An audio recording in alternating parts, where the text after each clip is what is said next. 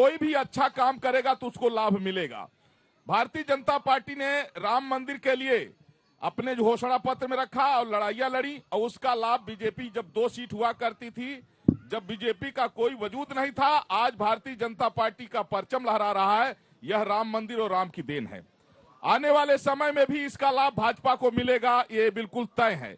लेकिन इसका रीजन क्या है कि जो अपोजिशन के लोग हैं वो भाजपा का विरोध करते करते राम का विरोध करने लगते हैं और राष्ट्र का विरोध करने लगते हैं। सनातन को समाप्त करने के लिए जो है तो वो चेतावनी देने लगते हैं। इंडी गठबंधन जो इनका बनता है उनके एक एक से नमूने निकल के आने लगते हैं। तो जनता जब जान गई कि इनकी राजनीति केवल नफरत पर टिकी है, हाँ। इसलिए जो राम का नहीं वो किसी काम का नहीं। मनोज जी, आपको भी राममय होना ही पड़ेगा। मैं राममय हूँ। मेरा राम उस तरह, सुन लीजिए बाबा, सुनिए। राम का विमर्श एक कबीर ने भी दिया। हाँ। कबीर ने कहा कि सब में रमय रमावे जोई ताकर नाम राम जस हुई। हाँ। तो राम तो सब जगह है, हम में तुम में खड़क खम में घट घट व्यापी राम है। लेकिन राम के बेचने वाले सो इस देश के नौजवानों किसानों को सजग रहना चाहिए। वो आपने स्वामी प्रसाद मौर्य को समझाया है कि नहीं? जी पूछिए इनसे सवाल। स्वामी प्रसाद मौर्य जी को पूछिए जरा सा। मैं पूछना चाहते हैं स्वामी प्रसाद मौर्य जी का जो बयान है वो उनका नितांत व्यक्तिगत बयान है। मैं यहाँ और आपकी जेब में कड़ी निंदा भी होगी, कड़ी निंदा भी होगी, निकाल लीजिए जी। कड़ी निंदा भी कर दीजिए जेब से निकाल के। कड़ी निंदा कर। अब इनसे संजय निषाद में पूछेंगे तो ये संजय निषाद की कड़ी निंदा कर देंगे। सबको अपने अभिव्यक्ति की स्वतंत्र सहमति है। कहीं कोई बात अगर है, किसी ने कोई बात कही है, उसका कोई अपना आधार होगा। निंदा नहीं कर रहे हैं आपके ही डिम्पल यादव ने कहा था। निंदा कर रहे हैं कि नहीं कर रहे हैं? मैं निंदा हम कह रहे हैं उनका। हम यहाँ समाजवादी पार्टी अखिलेश यादव जी के बयान को डिफेंड करने आए, उनके प्रतिनिधि के तौर पे। ठीक है। आप में से कितने लोग हैं जो अब राम मंदिर में प्राण प्रतिष्ठा का दिन करीब आ रहा है तो भजन ज्यादा सुनने लगे हैं? कितने लोग हैं? ये देखिए, आप हमेशा बहुत अच्छा, बहुत अच्छी बात। लेकिन कुछ लोग हैं जो ईमानदारी से बता रहे हैं कि अब भजन सुनने का उनका जो स्पीड है और वो है ज्यादा बढ़ गया। चलिए अब कुछ सवाल पूछते हैं, राजनीतिक सवाल। किसको पूछे? पूछिए, उठिए, जल्दी से पूछिए। अयोध्या में जिस तरह से डेवलपमेंट हो रहा है, जिस तरह से बड़े बड़े होटल आ रहे हैं, लेकिन आज भी स्टूडेंट यहाँ के परेशान हैं क्योंकि यहाँ पर आज भी कोई बड़ी कोचिंग नहीं है। जवाब दीजिए। कोचिंग आज भी एक भी नीट जेईई यूपीएससी के लिए आज भी एक भी बड़ी कोचिंग नहीं है। कोचिंग सेंटर बड़ा, बच्चों को आज भी बाहर जाकर कोचिंग के लिए तैयारी करनी पड़ती है। खुलवाइए, आप लोग क्या कर रहे हैं संजय? देखिए, ये उत्तर प्रदेश की सरकार ही है जिसने सरकारी तौर पर पब्लिक सर्विस कमीशन के लिए जाने के लिए लोगों की तैयारी के लिए सरकारी स्तर पर व्यवस्था की है। ये पहली बार हुआ है कि उत्तर प्रदेश के इतिहास में पहली बार किसी सरकार ने प्रतियोगी परीक्षाओं के लिए कोचिंग शुरू की और उस कोचिंग से बहुत बड़ी संख्या में लोग उसमें पढ़ रहे हैं और पब्लिक सर्विस कमीशन में कोचिंग सेंटर है तो मुझे पता बताइए। उत्तर प्रदेश की राजधानी अयोध्या में कोचिंग सेंटर का पता बताइए। मैंने कहा ना, जो पब्लिक सर्विस कमीशन की तैयारी कर रहे हैं सारे कमिश्नरी के लेवल पर, उत्तर प्रदेश की सरकार अभ्युदय कोचिंग के नाम से कोचिंग चला रही है, जिसमें प्रशासनिक अधिकारी भी उनको शिक्षण और प्रशिक्षण दे रहे हैं। अयोध्या का पता लेकर अगली बार आइएगा, बिल्कुल, है ना? इस बार आपको पता नहीं है। हम कथा भजन का एक भजन और है भाई, एक बार राममय है अभी अयोध्या। आप लोग लड़ते रहिए। मान जी, आपके मिजाज से उल्टा तो नहीं था ये मामला? अगर आपके मिजाज से भी कुछ अच्छा आप भी सुना दीजिए, कुछ मीठा। अब तो खुश शुभ घड़ी आ रही है, कब तक लड़िएगा? अब तो लड़ने का टाइम खत्म हुआ। नहीं, हम लड़ते नहीं, हमने कुछ अच्छा सुनाइए। फिर भक्तिमय एकदम माहौल है। मैंने काका से कहा, काका हनुमान जी के प्यारे हैं और हनुमान जी के भक्त हैं, लेकिन जिस पार्टी से मतलब रखते हैं वो शुद्ध रूप से सनातन विरोधी है। इनके अंदर थोड़ा सा। आप बीजेपी के लिए उनकी कोचिंग कर रहे हैं? नहीं, बीजेपी के लिए कोचिंग नहीं कर रहे हैं, एकदम पब्लिक के बीच में निवेदन। जनता की आवाज है भाई, थोड़ी नहीं पूछ रहा हूँ। आपने जितना सवाल पूछा सभी जनता ने सिर्फ उन्हीं से क्वेश्चन पूछा। एक मेरा मित्र, मेरा भाई ने पूछा कि कोचिंग सेंटर यहाँ और खुलवा दो। भाई स्वाभाविक है, विकास डेवलपमेंट इतने तेजी से हो रहा है, अभी तक इन्होंने तो ध्यान दिया नहीं। अभी तक इनको बस बाउंड्री वाल, ये मजार, ये हज हाउस, ये ऐसा, ये वैसा, ये चलता था। आज कम से कम शुरुआत तो हुआ। हज हाउस से लोग निकले तो अयोध्या तो आ तो रहे। विषय ये है, तो हम लोग तो हनुमान जी का अनन्य भक्त है। राम द्वारे तुम रखवारे, होत ना गया बिन पैसारे, सब सुख ले हो तुम्हारे सन्ना, तुम रक्षक काहू को डरना, आपन ते समारोह आप। तीनों लोग हाँकते कांपे। हनुमान जी महाराज राजा के रूप में है और यहाँ के कोतवाल भी हैं। मैं एक शब्द बताना चाहूंगा, इन्होंने लाशों की बात किया, तमाम गोलियों की बात किया, लेकिन हनुमान जी ऐसे कोतवाल हैं। आपको एक घटना बता दूं, अयोध्या रेलवे स्टेशन जहां पे टाइम बम सेट था, और हनुमान जी के सेना के रूप में हनुमान जी स्वतः आके, जब वो टिक टिक टिक टिक की आवाज आ रही थी तो हनुमान जी पहुंचते थे, ऐसे ऐसे करके तार उन्होंने काट दिया। जब वहां से ट्रेन गुजर गई, जब फिर पुनः बंदरों की झुंड देखा तो वहां लोग पहुंचा तो कहा अरे इतनी भयंकर बम।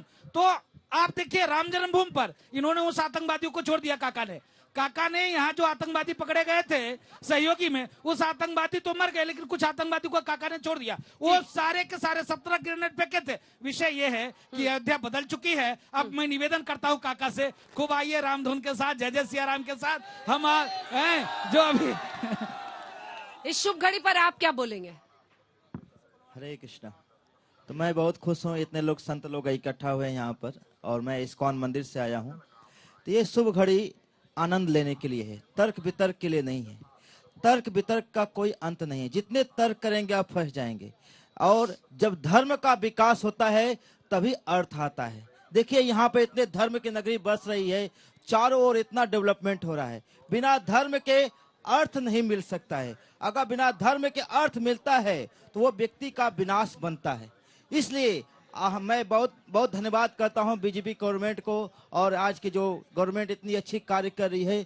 धर्म से ही अर्थ, और जब अर्थ आता है तो क्या होता है, उस अर्थ से लोगों की इच्छाएं पूर्ति होती है। तब व्यक्ति क्या होता है, आनंद की खोज कर पाता है। बिना धर्म के अगर हम अर्थ प्राप्त करेंगे वो हमारे मृत्यु के लिए, विनाश के लिए कार्य होगा। इसीलिए हम भगवान श्री राम का, अयोध्या धाम का बहुत धन्यवाद करते हैं। मेरा प्रश्न सपा से है कि अखिलेश यादव जी कहते थे कि 1 सालों में मंदिर बन जाना चाहिए, तो इतने सालों से जब थे तो अब क्यों नहीं मंदिर बना? क्यों नहीं बना? अब देखिए, अब जो साथी पढ़ा लिखा नहीं, मंदिर चूंकि विवादित था, जब मंदिर ये बन रहा है तो माननीय उच्चतम न्यायालय के निर्देशानुसार और निर्णय पे बन रहा है।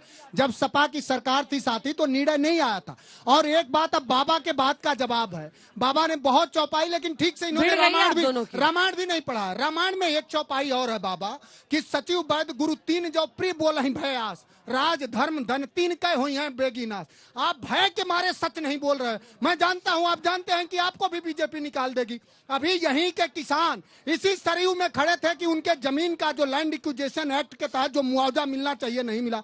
अभी कहो यादव बंधु लोग हैं, उन लोगों ने कई बार इनसे खुद को हार लगाए हैं, मुझे पता है, लेकिन ये बेचारे न्याय नहीं करा पा रहे हैं। ये चूंकि सरकार के इस समय गुलामगिरी कर रहे हैं। अगर ये संतगिरी करते तो इनका मैं बहुत सम्मान करता, लेकिन दुर्भाग्य है कि ये गुलामगिरी कर रहे हैं। जवाब दीजिए राज। इतनी दुर्भाग्य की बात है, हिंदुस्तान में ये संभव है कि साधुओं को समाजवादी पार्टी ऐसी सोचती है? क्या कह दिया? इस प्रकार से समाजवादी पार्टी ने कहा है। देख लो भाई, मैं आपने कहा था कि मधुर बोलिए। देखिए ये मधुर बोलने का परिणाम स्वरूप है, इन्होंने सीधे डस लिया। देखिए इन्होंने नहीं, देख लीजिए आप, ये आपने कहा मधुर बोलने के लिए। ये निवेदन करता हूँ, जो मेरे भाई ने हमारे संत जी का अपमान किया और उस वाणी को वापस लें, मैं अनुग्रह करता हूँ। क्योंकि प्रभु श्री राम ने उसी रामायण में कहा है कि प्रभु जाको दारण दुख देई, बाकी मत पहले ही हर।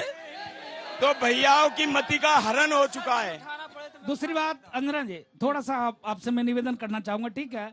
वही पढ़े लिखे हम, अंगूठा टेक हैं, आज साधु हैं, मठ में रहते हैं, कोई बात नहीं है, हम भगवान के भक्त हैं। विषय थोड़ा सा गंभीर है। अब हम लोगों ने तैयारी किया कहाँ की पता है? मथुरा की, और यादव वंश से आते हैं। अगर वाकई में यादव हैं, अगर इनके अंदर यादव का खून है, तो मैं कहता हूँ बीजेपी ने यहाँ हाईजैक कर लिया। आप तत्काल जाइए कृष्ण जी की जन्मभूमि, वहां मत्था टेकिए और कहिए कि यहाँ का मंदिर का मैं निर्माण करूंगा। क्या दिक्कत है? मैं पूछता हूँ, मेरा सवाल है इनसे।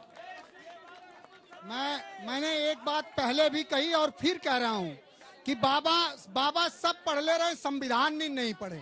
आपको मैं बता दूं कि जो देश के आज भी यहाँ अयोध्या में मर्यादा पुरुषोत्तम भगवान राम का जो भव्य मंदिर बन रहा है, हाँ। वो बीजेपी के निर्णय से नहीं बन रहा, इस माननीय देश के सर्वोच्च न्यायालय के निर्णय से बन रहा। और न्यायालय अगर कोई निर्णय करता है तो किसी को कोई एतराज थोड़ी है। सब जी भी हमारे साथ आए हैं, एक बार कुछ सवाल।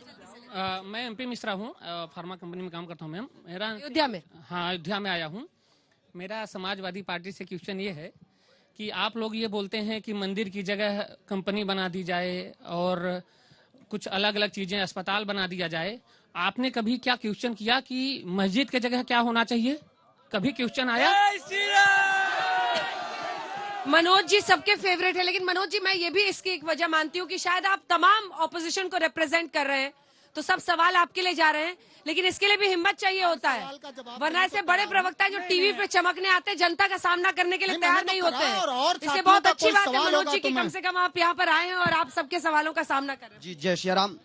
पहले तो भजन नहीं, पहले दो लाइन कड़वा शब्द, कड़वा शब्द, ये जो इन लोगों के जबान से ऐसी बातें निकल जाती है किसी के प्रति, चाहे साधु संत या हमारे भगवान राम कुछ भी हुए, तो जीव जो है, जीव ऐसी बावरी चीज होती है, खट्टा मीठा तीता कुछ भी खाने को सोचती रहती है। तो उसमें दो शब्द कहना है, जिहवा ऐसी बावरी, जिहवा ऐसी बावरी, कह गई शरद पतार और अपने कह भीतर गई जूता खाए कपार। तो ऐसी कोई शब्द कोई ना निकालिए। आप दूसरा 4 लाइन बस। धन्य धन्य या भारत धरा, धन्य धन्य या भारत धरा, और धन्य धन्य हमारे योगी मोदी के संस्कार। जो हमारे मोदी ने इंटरनेशनल वाल्मीकि एयरपोर्ट दिया, तो हमारे मोदी योगी जी ने कर दिया अयोध्या धाम। इस घोर कलयुग में चल रहा, देखिए हो गया रामलला का, ऐतिहासिक रामलला का मंदिर का निर्माण। यह है हिंदुस्तान की पहचान। सब मिलकर बोलिए जय जय सिया राम।